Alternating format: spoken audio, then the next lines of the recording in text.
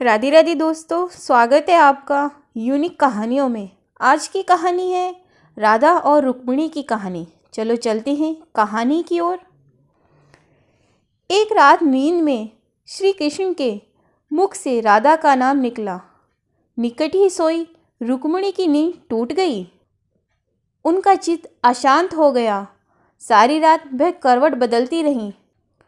सुबह सवेरे ही श्री कृष्ण की नींद खुलते ही रुक्मिणी ने पूछा, प्राणनाथ, ऐसा क्या है राधा में जो सोते जागते हर घड़ी आप राधा का नाम जपते हैं?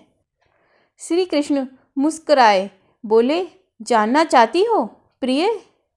रुक्मिणी ने हामी भरी। एक परीक्षा देनी होगी तुम्हें, कहो तैयार हो?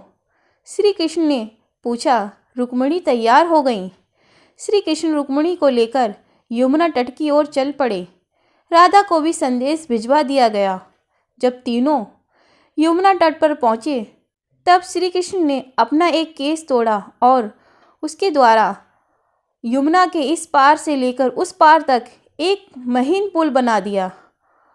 उसके बाद श्री कृष्ण ने यमुना से 2 मटकी भरी, एक मटकी रुक्मिणी को दी, एक राधा को, और बोले, मेरे प्रेम का स्मरण करते हुए ये मटकी पुल के पार पहुंचा दो।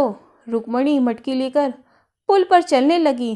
कुछ दूर चलने के बाद जब उन्होंने पुल की दूसरी ओर देखा तो सशंकित हो गईं। उनके कदम डगमगाने लगे।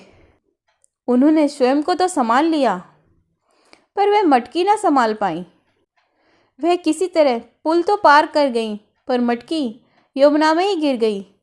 जब राधा की बारी आई तो मटकी लेकर बड़ी सहजता से वे पुल पार कर गईं। यह देख रुक्मिणी चकित हुई। उन्होंने राधा से पूछा, बहन, ऐसा क्या था तुम्हारे प्रेम में जो तुम मटकी लेकर यमुना पार कर गईं? राधा ने उत्तर दिया, बहन, मैंने कहाँ यमुना पार की? प्रिय के द्वारा मेरे हाथों में दी मटकी ने ही मुझे पार पहुँचाया। रुक्मिणी को राधा के प्रेम की अथाह गहराई का भान हो गया। समर्पण प्रेम का मूल है।